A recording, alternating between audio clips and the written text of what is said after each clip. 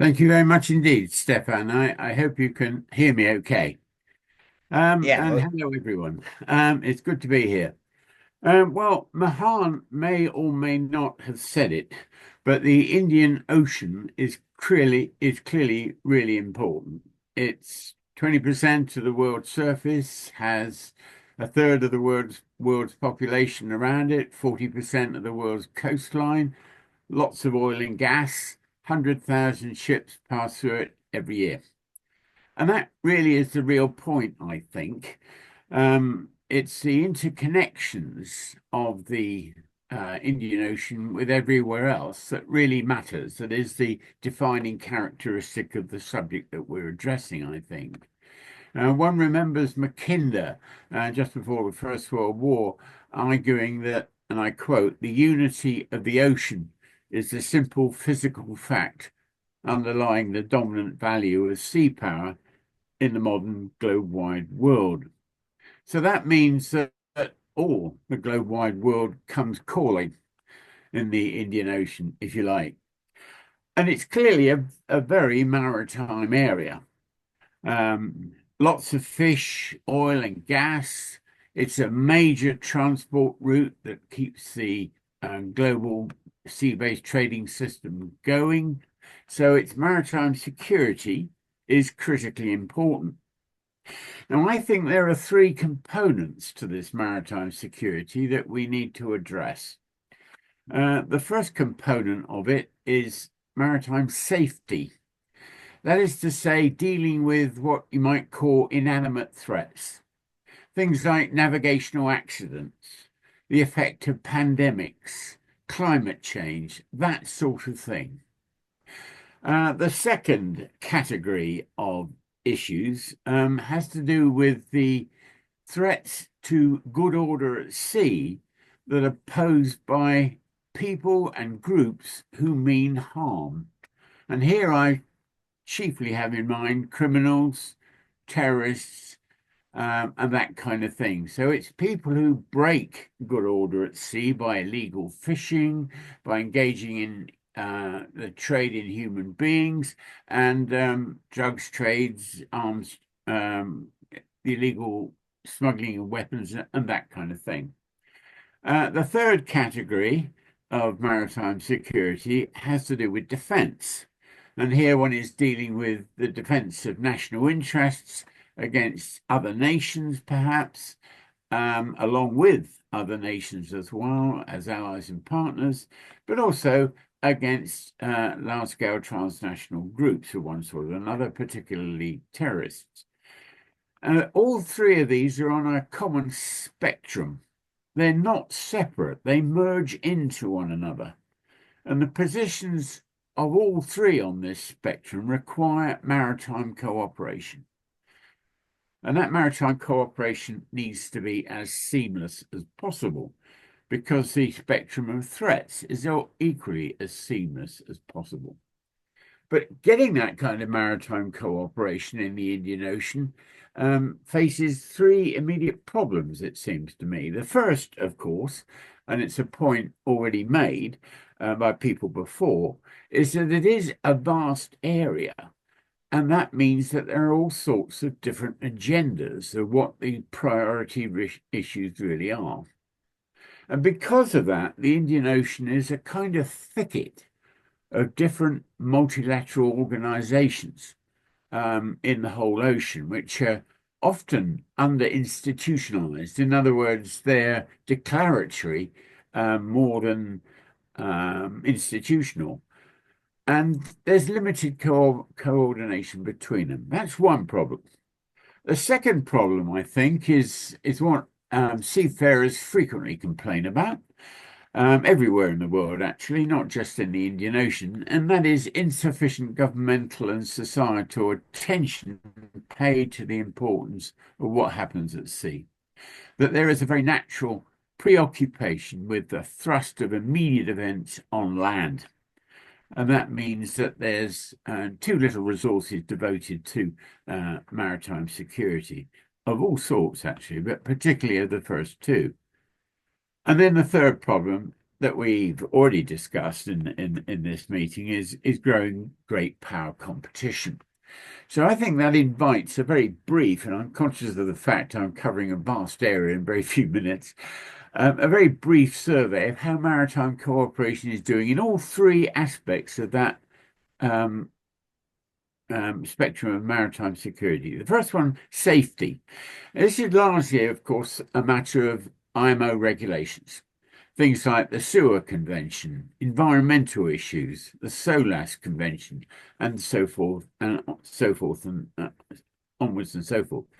Problems here, of course, is that IMO regulations have less than perfect enforcement. It's up to people who sign the conventions and agree to them to actually enact them. And that means that there can be considerable lack of enforcement of those regulations. And I think you can see that in the way that people find their way around sanctions campaigns that are kind of internationally authorized of one sort or another.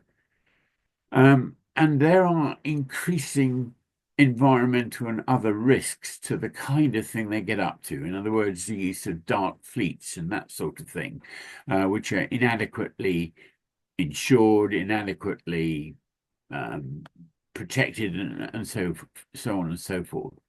And the complexity of ownership of many ships is a problem too. However, the point really, and the important issue, is the matter of principle.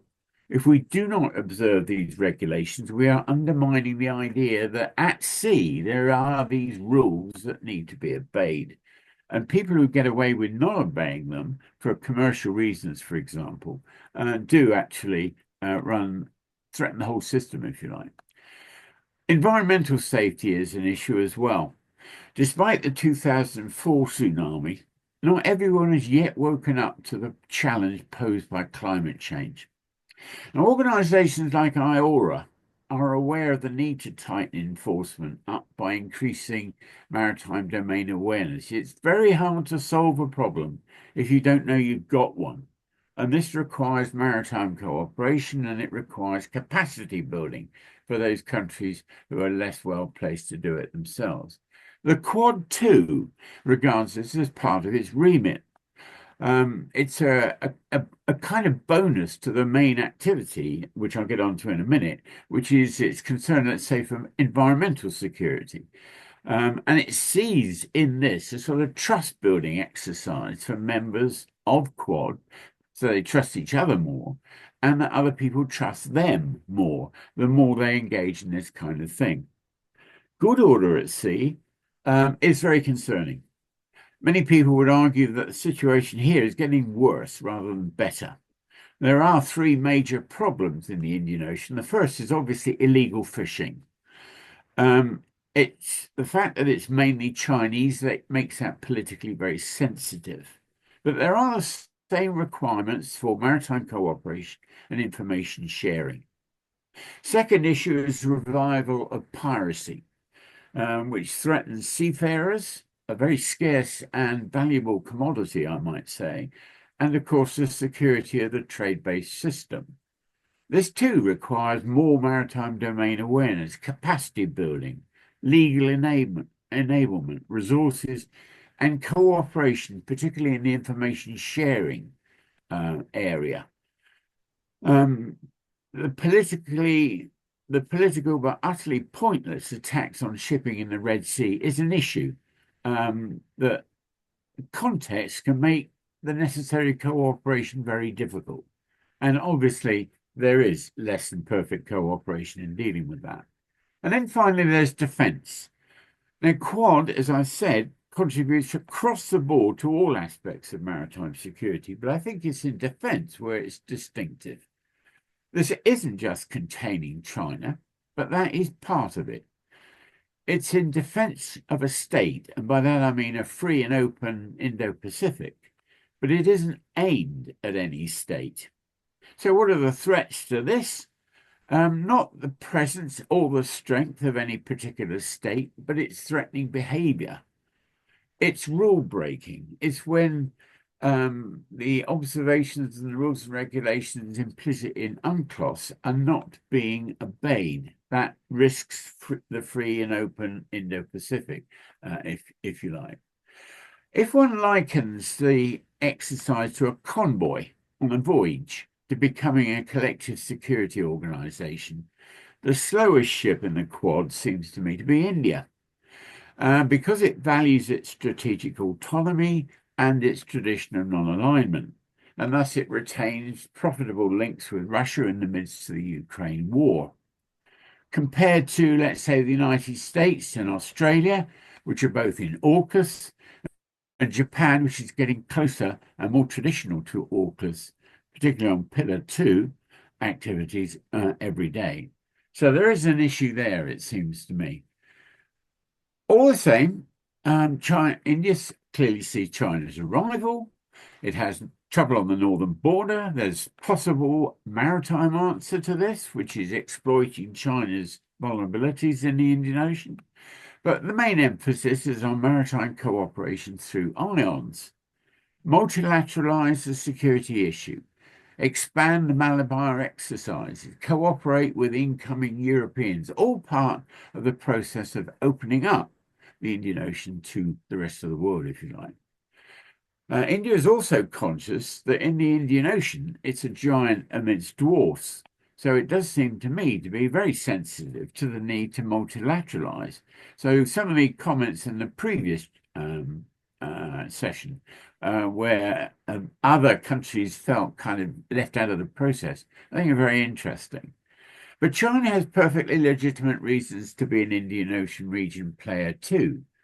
Nonetheless, its naval presence and the Belt and Road Initiative are seen as a threat in New Delhi, but less so, of course, with other countries in the region. So, in this kind of mixed picture, what are my prognostications for the future? I think it's going to be a bumpy few years. I see the growth of protectionism, which undermines some of the assumptions of the sea-based trading system that brings us all together. I see ultranationalism and the growth of great power competition becoming increasingly threatening, particularly at the moment, actually. And this seems to me to unravel the necessary sense of community globally, but also in the Indian Ocean, just at the time when things like climate change and the COVID experience suggest we need that cooperation most of all. And with that, I think my 10 minutes is up.